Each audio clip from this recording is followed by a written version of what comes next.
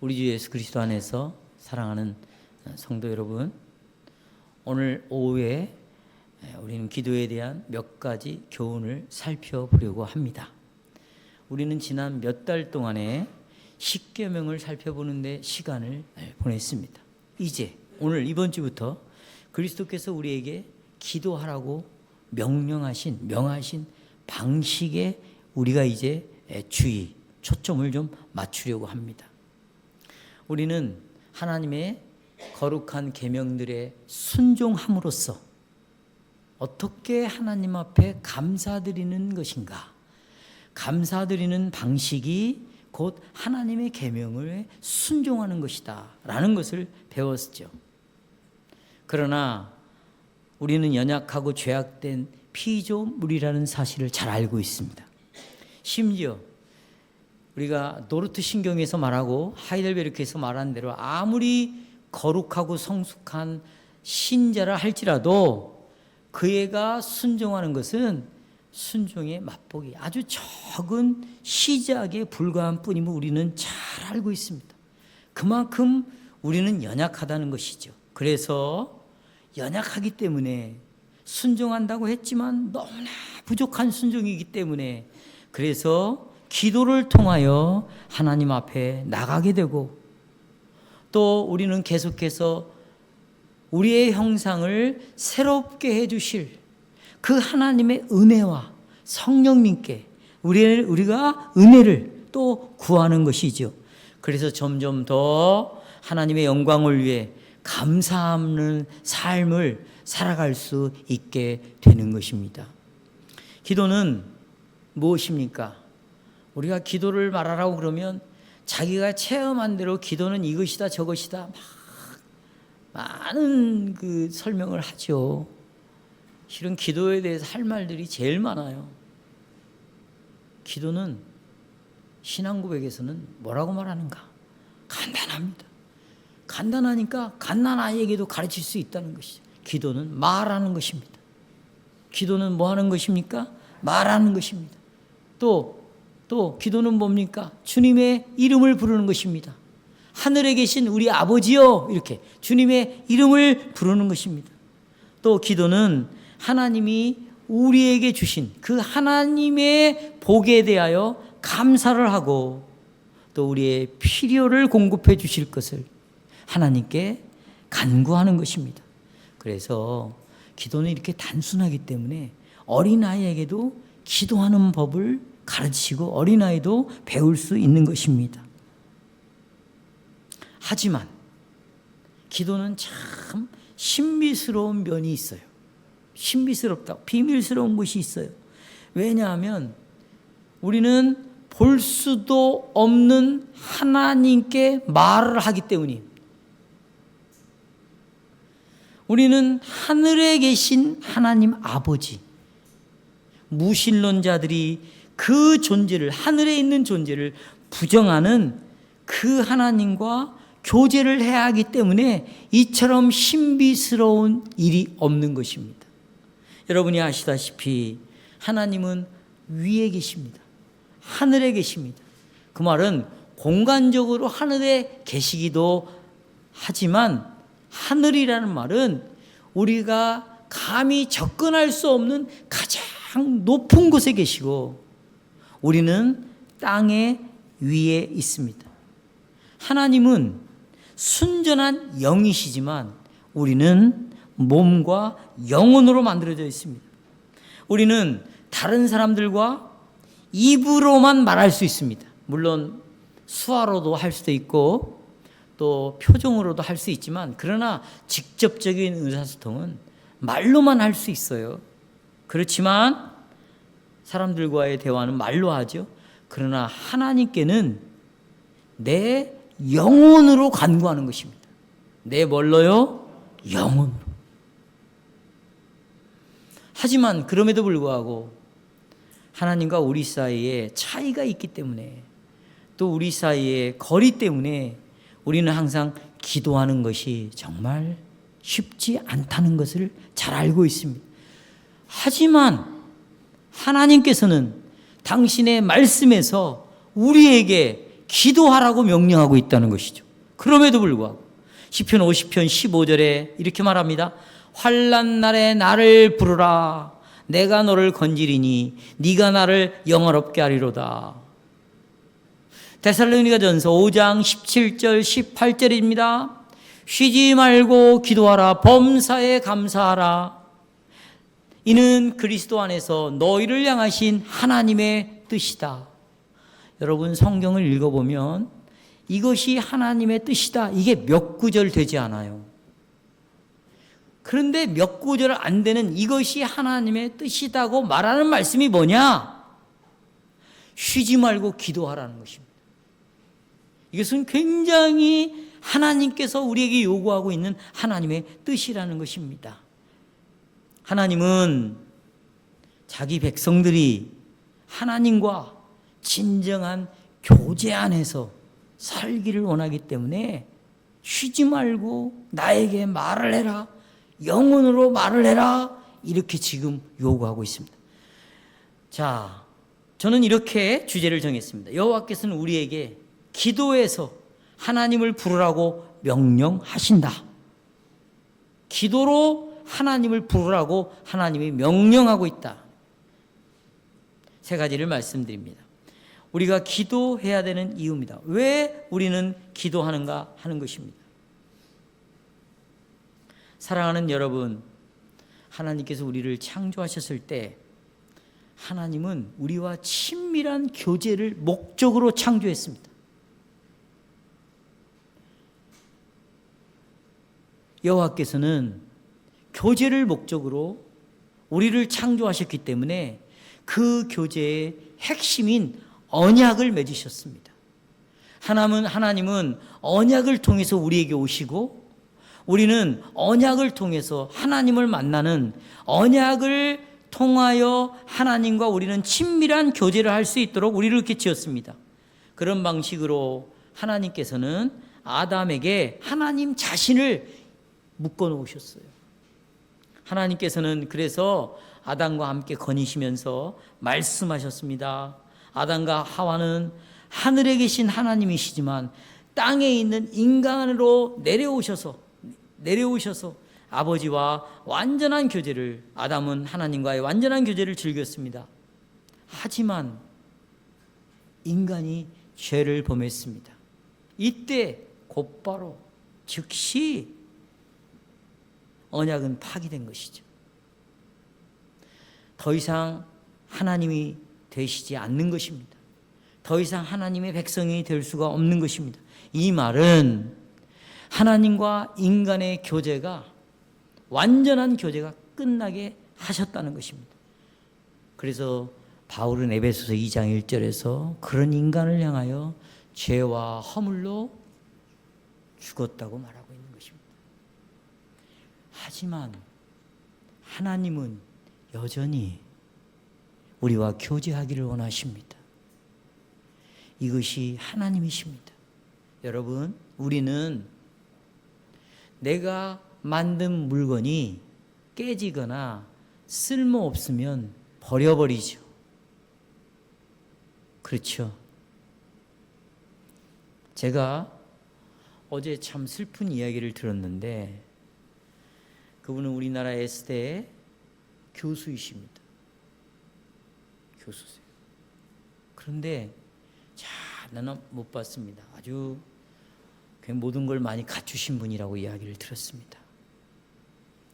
근데 아이를 낳는데 말하자면 자폐가 있는 아이를 낳은 거죠. 그런데 그 엄마는 그런 아이를 낳자마자 집을 나가버렸습니다. 그때부터 이 대학 교수가 지금까지 이 아이를 키우고 있는데 이 아이와 함께 의대 교수인데요. 이분이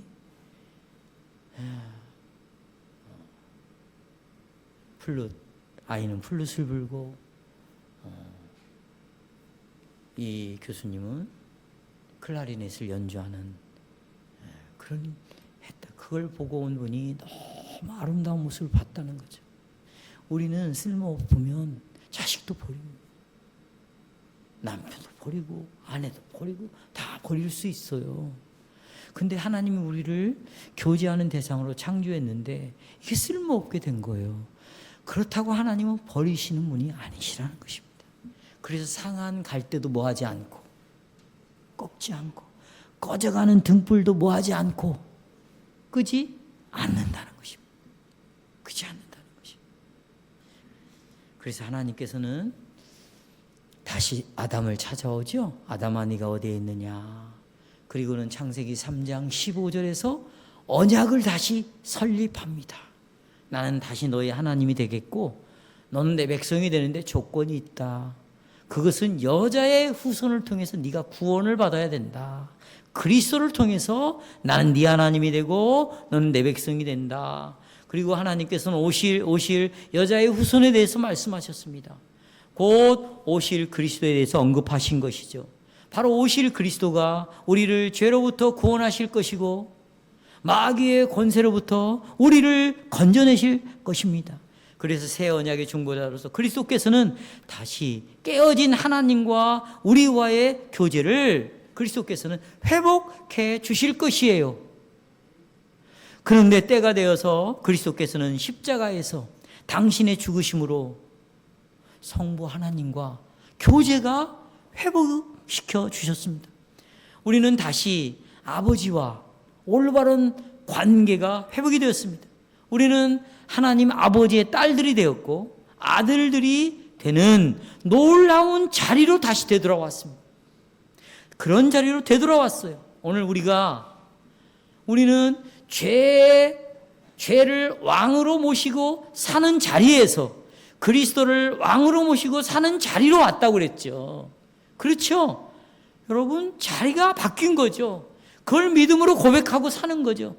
자빠지고 넘어지고 또 죄가 나를 지배하더라도 그러나 하나님이 나를 보실 때는 자리를 바꿔놓으셨다. 내 옛사람 죄에 대하여 나를 그리스도와 함께 죽여놓았다. 나는 그런 사람이다. 나는 죄에 대하여 죽은 자다. 우리는 이렇게 믿음으로 고백하고 살아가는 것이죠. 바로 하나님의 아들이 우리를 그렇게 회복시켜 놨습니다. 그래서 여러분과 저는 은혜 언약의 회원이 되었습니다. 우리는 주님께 속한 자들이 되었습니다. 바로 이렇게 하나님과 다시 회복된 언약은 이제 주고받는 관계가 되었습니다.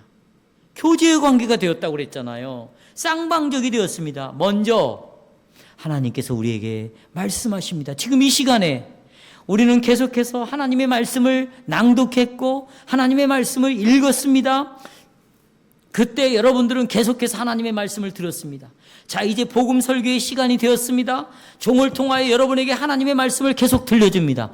그러면 여러분들은 어떤 방식으로 교제합니까? 계속 듣는 방식으로 지금 하나님과 교제를 하고 있는 것입니다. 그러니까 이 시간에 졸아서도 안 됩니다. 다른 생각을 해서도 안 됩니다. 정신을 똑바로 차리고 이 선포된 복음 설교에 집중적으로 말씀을 듣어야 됩니다. 이것이 바로 하나님과 교제가 계속되고 있다는 증거이지요. 그리고 이제 우리가 들었습니다. 잠시 후면 저는 대표로 하나님 앞에 우리의 것을 이야기할 것입니다. 말할 것입니다. 하나님께서 우리에게 말씀하셨습니다. 우리가 듣고 있습니다. 이제 우리가 하나님께 말씀을 올릴 차례입니다. 그러면 하나님께서 우리의 기도를 뭐 하실 겁니까? 듣는 것이죠. 듣는 것이죠. 이게 바로 쌍방적인 언약의 관계입니다. 이런 면에서 기도는 그냥 말이 아니라 말하는 행위입니다. 말하는 뭐예요? 행위입니다. 우리가 기도할 때 우리는 하나님께서 우리에게 어떤 일을 행하셨는가, 지금 어떤 일을 행하고 계시는가, 앞으로 어떤 일을 행할 것인가에 대해 하나님을 찬양하지요. 그 행하신 일에 대하여 감사하죠. 앞으로 행하실 것을 기대하지요. 그러면서 하나님께 말을 하는 것이죠. 우리는 하나님의 은혜와 선하심에 대해 하나님께 감사를 드리죠. 또 하나님께서 우리에게 약속하신 것을 반드시 꼭 이루어 달라고 하나님께 기도하죠. 또 우리는 하나님으로부터, 하나님의 손으로부터 선한 것을 주신다고 했으니까 그 선한 것을 달라고 하나님 앞에 기도하죠. 기도는 그러니까 말하는 행위가 되는 것입니다. 만일 여러분들이 누군가 친밀한 교제를 하고 있다면 그 상대와 우리는 많은 대화를 할 것입니다. 하나님께서는 우리와의 교제를 회복시켜 놨기 때문에, 하나님은 우리와 친밀한 관계를 이미 만들어 놓으셨기 때문에, 어느 정도로 친밀한 교제냐면 그 아들을 죽여서 친밀한 교제를 회복시켜 놨기 때문에, 죽음이 오고 가는 교제였기 때문에, 회복이었기 때문에 하나님은 우리와 많은 대화를 하고 싶습니다. 많은 대화보다는 하나님께 우리 보고 말을 하라고 그러고, 하나님은 그 말을 듣고 우리에게 말씀하시기를 원하고 계십니다. 그래서 깊은 수준으로 교제하기를 원하세요. 깊은 수준으로. 여러분 가정에서 대화가 고작 왔어? 밥 먹었어? 뭐 했어? 여러분 이런 정도의 수준에서 교제가 가정에서 주고받는다면, 이런 가정은 정말 성경에서 약속한, 우리에게 약속으로 주신 가정과는 거리가 너무나 먼 가정이에요. 하나님의 말씀에 기록된 가정이라면 그 안에는 정말 친밀한 교제, 깊은 교제, 정말 그리스도과 우리와의 가질 수 있는 그런 교제의 수준으로 가정에서 교제가 이루어져야 되는 것이죠. 이런 교제를 하나님이 원하고 있습니다. 그래서 기도는 모든 삶에 있어서 반드시 필요한 것입니다. 왜냐하면 기도는 왜 필요하냐? 기도는 하나님과의 교제에 있어서 아주 핵심이에요. 여기 보십시오. 제가 좀 졸릴 시간이지만, 여러분 물을 먹으려면요 반드시 도구가 있어야 돼요. 컵이 있어야죠. 그릇이 있어야죠. 만약에 그릇이나 그런 것이 없으면 손이 도구가 될 수 있는 거예요. 그렇잖아요? 도구가 있어야 물을 먹을 수 있는 거예요. 하나님과 우리가 교제가 이루어지려면 직접 이루어지는 게 아닙니다. 도구를 통해서 이루어지죠. 그것이 말씀하시고 내가 말하는 기도라는 것입니다. 그러니까 기도는 하나님과 교제하는 데 있어서 아주 중요한 핵심적인 자리를 차지하고 있다. 그리고 기도는 신앙생활의 절정이기 때문에 중요합니다. 자, 그러면 우리가 기도할 때 어떤 일이 일어나는가? 살아계신 하나님을 인정하게 돼요. 기도하는 행위는 우린 자신 밖에 있는 누군가를 의지한다는 것을 보여주는 것입니다. 우리는 우리를 창조하시고 하늘과 땅 가운데 있는 모든 것을 만드시는 하나님을 인정하는 것이죠. 의지하는 것이 바로 기도입니다. 왜냐하면 이 하늘 위에, 그리고 이 땅 위에, 땅 아래, 땅 위에, 바다에 있는 모든 것을, 피조물을 통치하시는 분이 하나님이십니다. 그래서 우리는 기도를 통하여 그 하나님을 의지하는 것이죠. 그래서 기도하는 것은 곧 믿음의 행위인 거예요. 따라서 하십시오. 믿음의 행위. 왜냐하면 성도 여러분, 기도하는 것은 내가 전적으로 하나님을 의지하고 있다는 것을 보여주는 것이죠.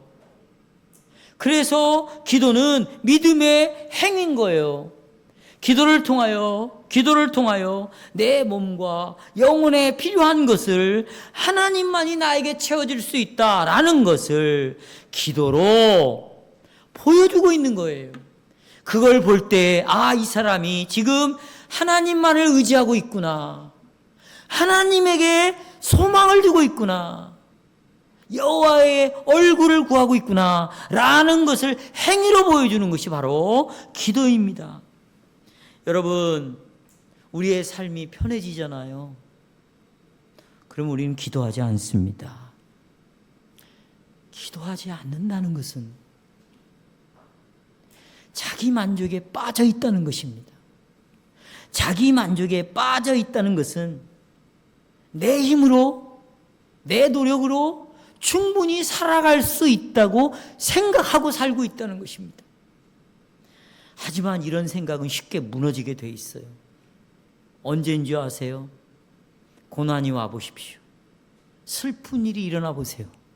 그러면 우리는 이런 것들이 깨지게 되어 있습니다. 때때로 하나님께서는 우리에게 고난과 역경을 주셔요. 이유가 뭔지 아십니까? 우리에게 하나님을 신뢰하는 법을 가르치는 것이에요. 어려움을 통해서 누구를 신뢰하는 법? 하나님을 신뢰하는 법. 그 예가 느헤미야 1장에 기록되어 있습니다. 하나님의 백성들이요, 계속 우상을 섬겼습니다. 하나님의 언약의 계명을 계속 불순종하고 어겼어요. 그랬더니 하나님이 고난을 주시는데 바벨론으로 포로로 끌려가게 했습니다. 예레미야 선지자는 70년 동안 포로로 잡혀 있을 것이다. 포로로 가기 전에 너희들이 이렇게 살면 하나님의 언약에 심판을 내리셔서 70년 동안 포로로 잡혀갈 것이다. 그리고 70년이 끝났어요. 그리고는 그걸 남은 자라고 그러는데 일부가 예루살렘 성과 성전을 재건하기 위하여서 유다로 귀환을 했습니다. 그런데 그들이 성전을 재건하는데 엄청난 반대에 직면하게 되고 공사가 제대로 진행되지 않았어요. 아니, 돌아오게 하시겠다고 약속을 했고 이렇게 해주시겠다고 약속을 했는데 왜 약속대로 하나님의 허락을 안 해주시는가? 두 가지 중요한 이유 때문이었습니다. 첫 번째 이유가 뭔지 아십니까? 여러분 아주 적은 수만 돌아왔습니다. 대부분 포로로 끌려갔는데 적은 수만. 왜요? 허다한 유대인들은요, 바벨론 70년 포로 생활 동안에 거기서 자리를 다 잡아버렸어요. 돈도 벌었어요. 결혼도 했어요. 안정된 생활을 했어요. 그러니까 이제 교회로 돌아가자. 하나님이 거하시는 성산으로 돌아가자 해도 아주 일부 적은 사람들만 교회로 돌아온 거예요. 나머지는 나는 내가 이미 만들어 놓은 이 터를 포기할 수가 없다. 나는 여기서 먹을 것, 입을 것, 마실 것 이미 다 여기서 마련을 해놨다. 나는 이것을 버리고 못 떠난다. 그리고 대다수가 남게 되었어요. 이게 첫 번째 이유입니다. 두 번째 이유, 일부 적은 수가 왔지만 이들이 하나님께 헌신을 하지 않는 것이에요. 자기 자신을 드리려고 하지 않는 것이에요. 그러니까 하나님은 더 이상 이들을 사용할 수가 없는 것이죠. 그리고 60년이 지났습니다. 또 그때 에스라가 두 번째 포로에 잡힌 사람들이 귀환하지요. 이 사람들이고 약속의 땅 가나안 땅으로 오는 것입니다. 그리고 에스라는 성전을 재건하게 되었습니다. 하지만 예루살렘 성벽은 재건하지 못했어요. 왜 그건 재건하지 못했는가? 이 귀환한 사람들이 또 타락을 했습니다. 어떻게 타락했는가? 여러분 아시죠? 불신자의 여자들과 결혼을 해가지고 이들이 섬기는 여자들이 불신자들이 섬기는 우상을 섬기게 된 거죠. 여러분, 나와 믿음의 일치가 오지 않는다. 또 신앙이 없는 사람과 결혼한다. 이것은 참 정말 무서운 지옥불로 들어간다고 생각하시면 됩니다. 어디로? 지옥 구더기로 들어간다고 생각하시면 돼요. 이건 무서운 것입니다. 그래서 그들은 똑같이 세상 사람하고 똑같이 따라갔어요. 자, 지금 배경을 말씀드려요. 자, 이런 상황 속에서 유다로부터 이 수상궁에 찾아온 사람들이 있었습니다. 그것이 바로 느헤미야가 아는 형제들이었어요. 왔으니까 이제 이 교회 소식을 물었을 것입니다. 야, 지금 예루살렘이 어떠냐 물어보니까 여러 가지 보고를 있는 대로 다 했습니다. 그때 느헤미야가 이 소식을 듣고 슬퍼했습니다. 금식했습니다. 느헤미야 1장 4절입니다. 그리고 한 일이 뭐예요? 하늘의 하나님 앞에서 뭐 했다? 기도했습니다.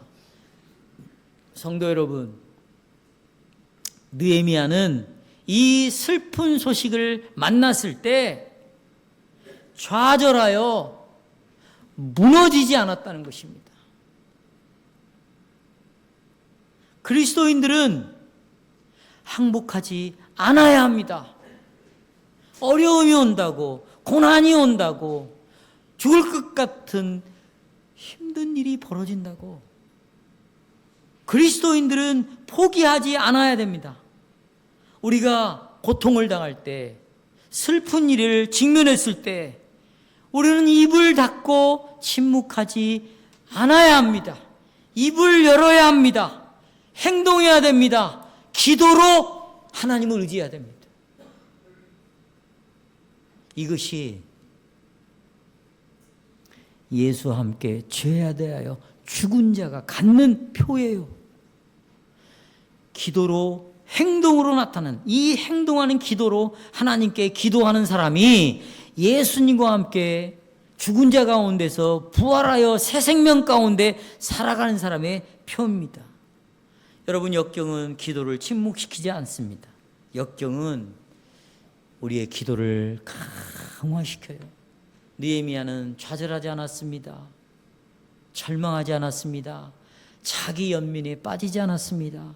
오히려 백성들을 위한 기도의 시간을 늘렸어요. 기도했습니다.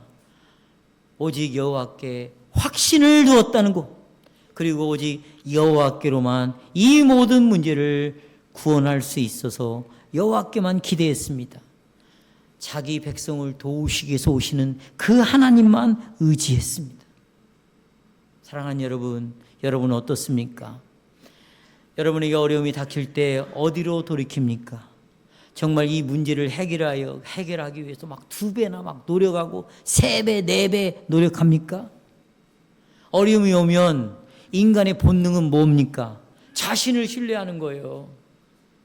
그리고 내가 이 문제를 노력해야 되겠다. 2배나 3배나 노력을 해서 이 문제를 풀어가야 되겠다.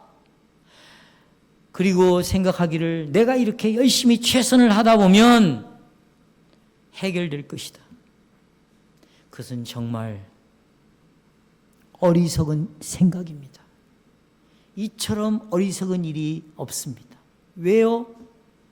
하나님은 당신과 친밀한 교제를 하며 살도록 우리를 창조했습니다. 우리로 하여금 은혜로우신 하늘에 계신 우리 아버지를 하나님은 알기를 우리에게 원하고 있습니다.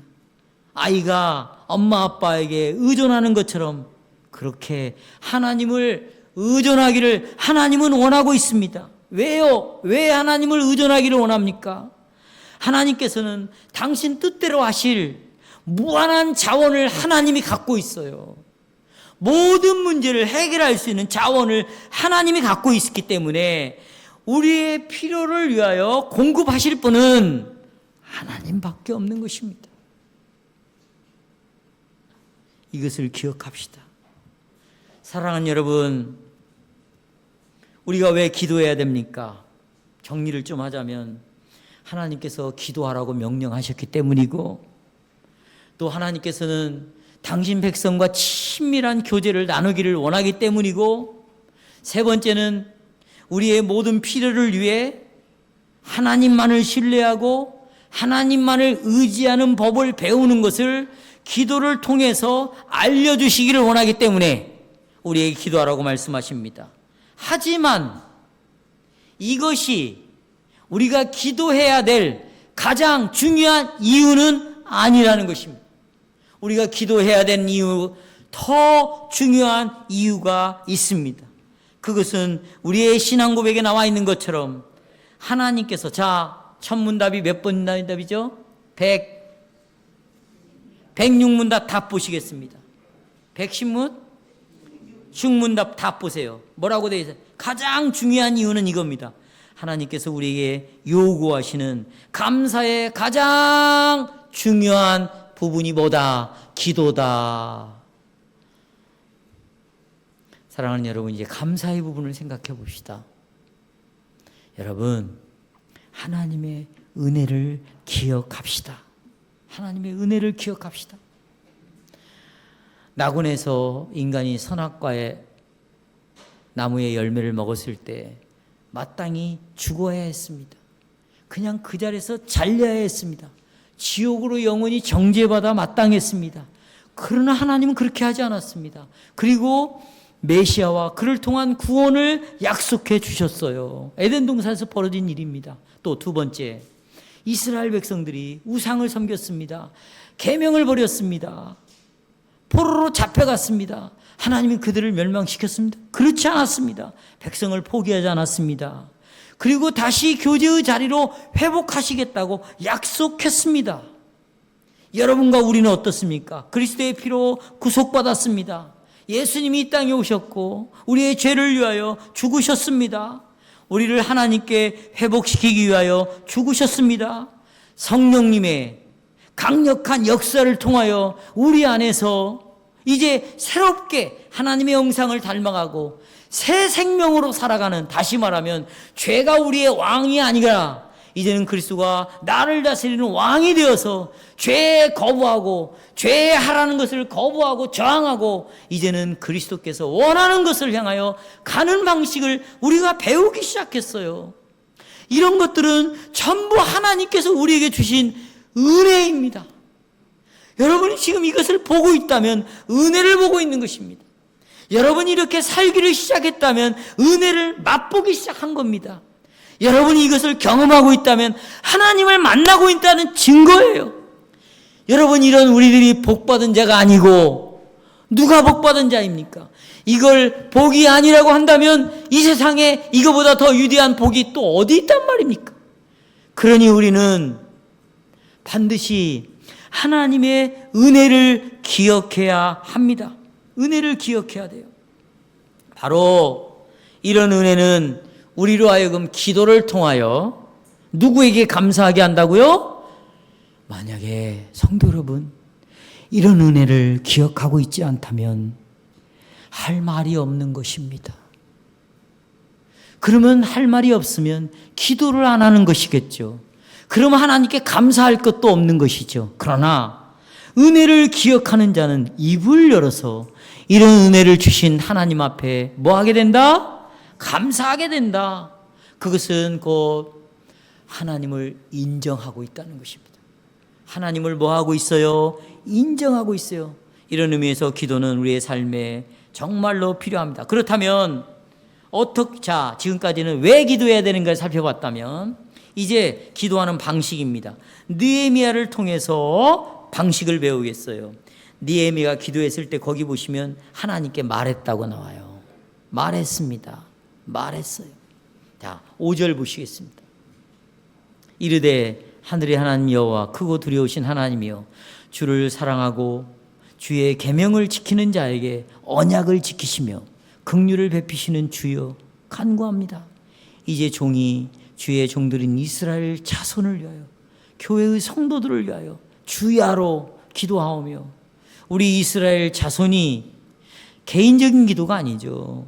주께 범죄한 죄들을 자복하오니 주는 귀를 기울이시며 눈을 여시사 종의 기도를 들으시옵소서. 나와 내 아버지의 집이 범죄하였다고 말합니다. 여기 느헤미야가 제일 먼저 하늘의 하나님, 5절 하늘의 하나님 여호와 이름을 불렀어요. 크고 두려우신 하나님, 여기를 주목해야 돼요. 여기 여러분, 제가 여러 번 말씀드렸어요. 여호와는 하나님의 언약을 나타내는 이름입니다. 그렇죠? 거기 5절 후반부에 보시죠. 중간에 보면, 그래서 주를 사랑하고 주의 계명을 지키는 자에게는 언약을 지키시는 하나님이시다 라고 말하고 있습니다. 하늘의 하나님은 멀리 계시는 것이 아니에요. 하나님이 언약을 가지고 우리 가운데 함께 하시는 분이에요. 언약이 뭐예요? 계명이에요. 말씀이 언약이에요. 그러니까 하나님은 말씀으로 함께 하시는 겁니다. 여러분이 말씀을 펴서 읽는 순간 그 말씀과 함께 하나님이 여러분과 함께 계시는 거예요.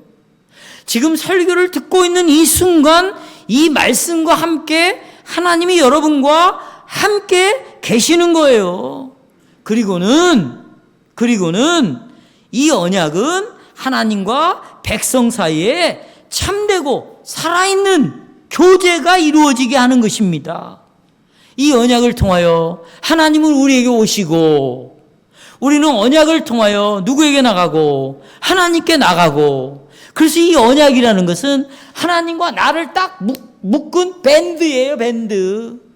사랑의 결속을 이 언약으로 묶어놓은 것이에요. 그러니까 말씀을 읽지 않는 자리, 듣지 않는 자리, 말씀을 무시하는 자리는 하나님이 함께 할 수가 없는 거예요. 반대죠.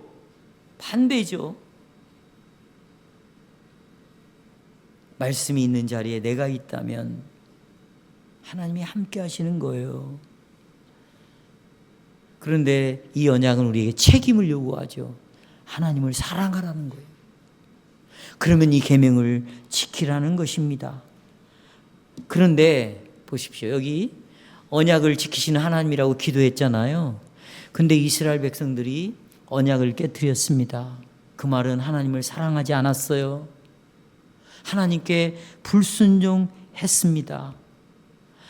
하나님을 사랑하고 순종하도록 책임이 있는데 그 책임을 다하지 않았다는 사실을 느헤미야는 깨달았습니다. 그래서 만일 거기에 문제가 발생된다면 그 문제는 하나님에게 문제가 있는 것이 아니라 백성 편에 문제가 있다고 고백하는 거예요. 그래서 느헤미야의 기도는 믿음의 고백뿐만 아니라 이제 이 백성들이 언약을 깨뜨렸습니다. 계명을 어겼습니다. 하나님을 사랑하지 않았습니다. 그래서 우리 편의 결핍 때문에 하나님이 우리를 포로로 잡혀가게 하실 뿐만 아니라 이 지경까지 이르게 되었습니다. 그러니 하나님, 내가 여호와 하나님을 믿는다고 고백은 하지만 그러나 내 죄도 고백하게 되겠습니다.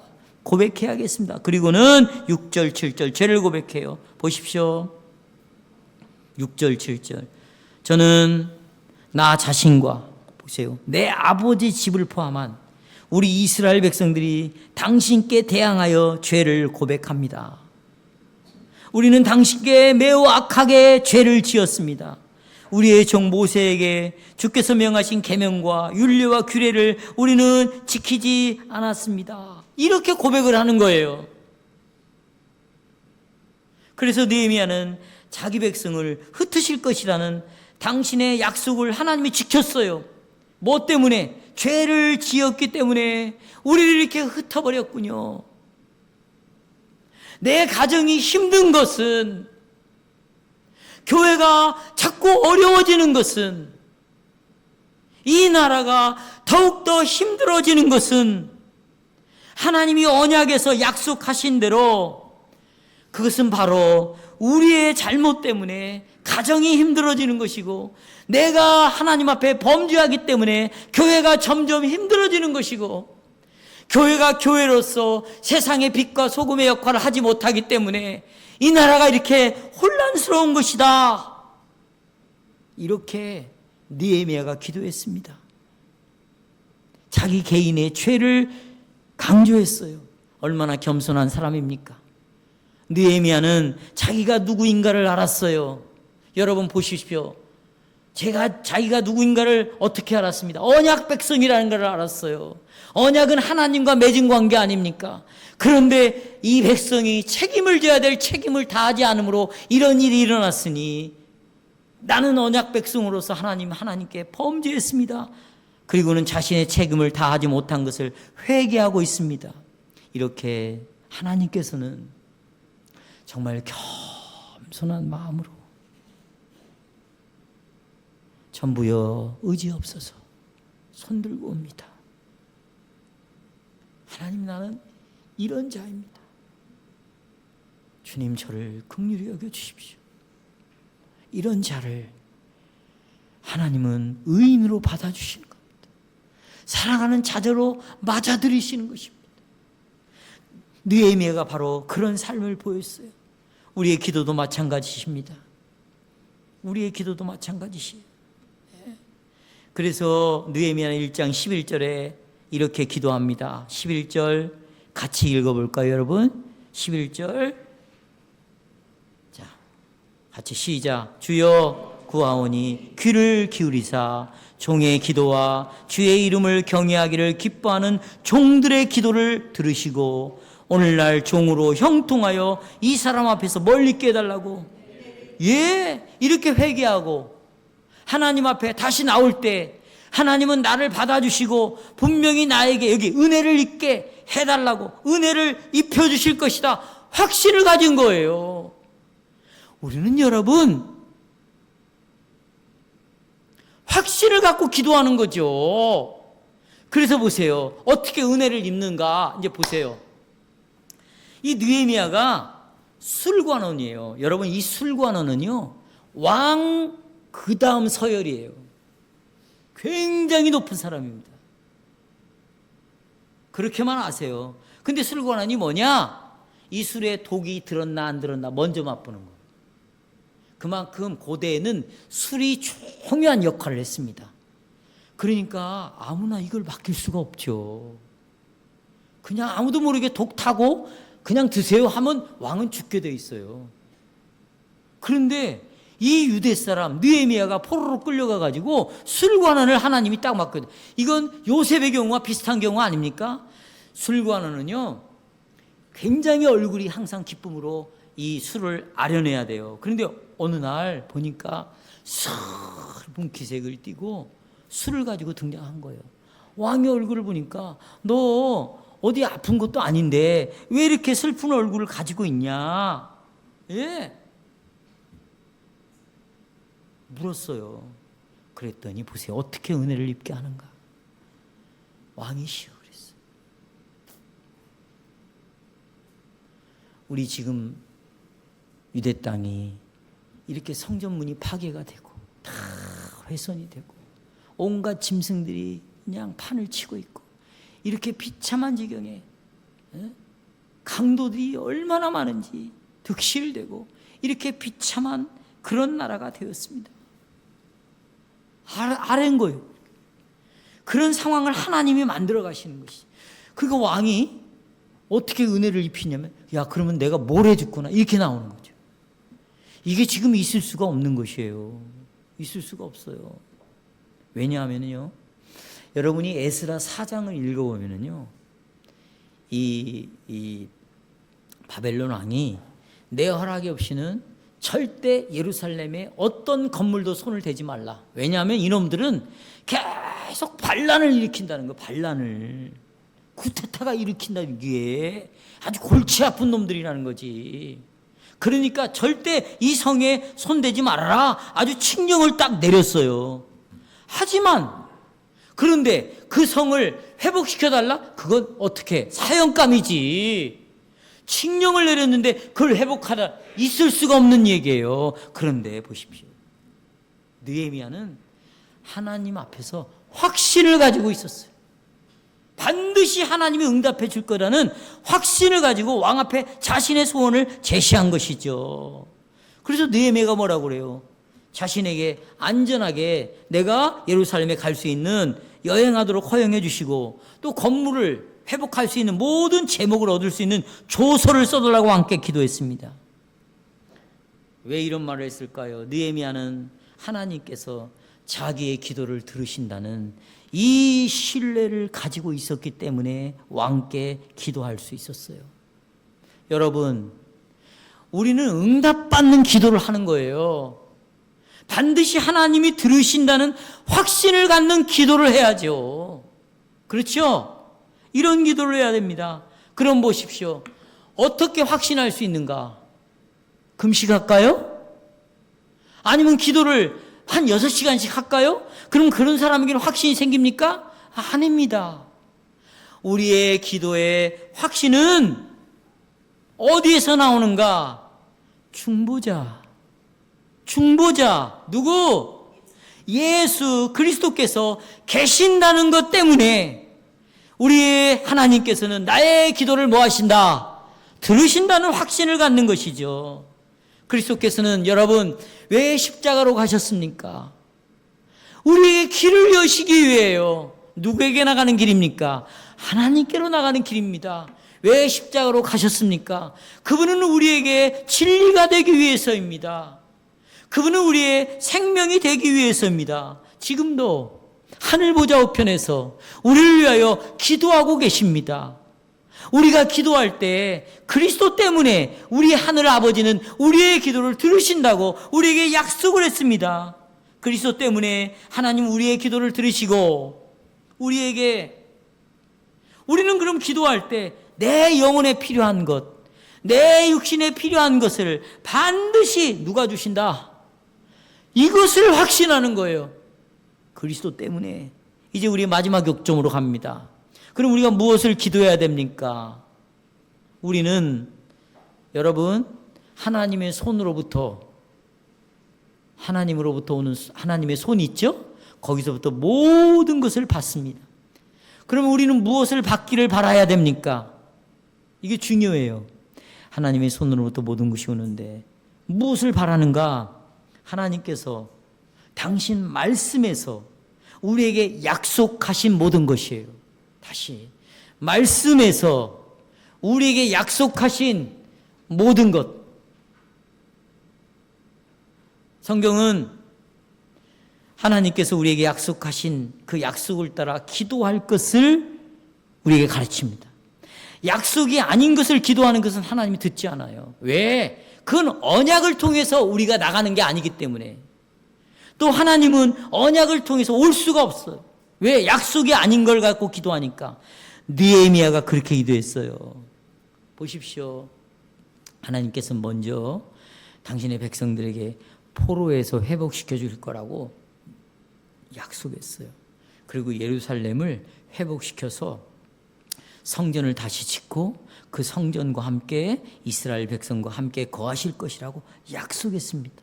느헤미야는 바로 이 약속을 믿음으로 그 약속이 실제적으로 이루어질 것이라고 기도한 거예요. 여러분, 성경을 보십시오. 얼마나 하나님의 위대한 약속들로 가득 차 있습니까? 자, 이제 말씀드리겠어요. 하나님 우리와 언약을 맺으실 때 우리가 세례를 받았잖아요. 그 언약의 표가 세례 아닙니까? 약속의 표가? 뭐라고 말씀하셨어요? 하나님이 우리 아버지가 되시고 우리는 자녀가 되는 특권을 주시겠다고 약속했습니다. 그럼 우리 이걸 가지고 기도해야죠. 하나님 우리 아버지가 되신다고 하시잖아요. 나는 당신의 자녀입니다. 그러니 내 인생을 회복시켜 주세요. 이거죠. 하나님은 또 우리와 함께 하실 것을 약속했습니다. 이 세상뿐만 아니라 오는 세상까지 또 몸과 영혼에 필요한 모든 것을 주시겠다고 주기도문에도 약속을 해놨어요. 일용할 양식을 구하라는 거 아니에요. 그 양식이 여러분 영혼에 관련된 양식만 있겠어요? 육신적인 양식이 있다잖아요. 지금 공부하는 학생에 있어서 양식은 뭡니까? 공부 열심히 하는 거죠. 정말 합격하도록 하나님께서 은혜를 주시는 것이죠. 결과는 내 과업의 결과는 주님께 맡기지만 그러나 하나님 나에게 힘을 주세요. 은혜를 주세요.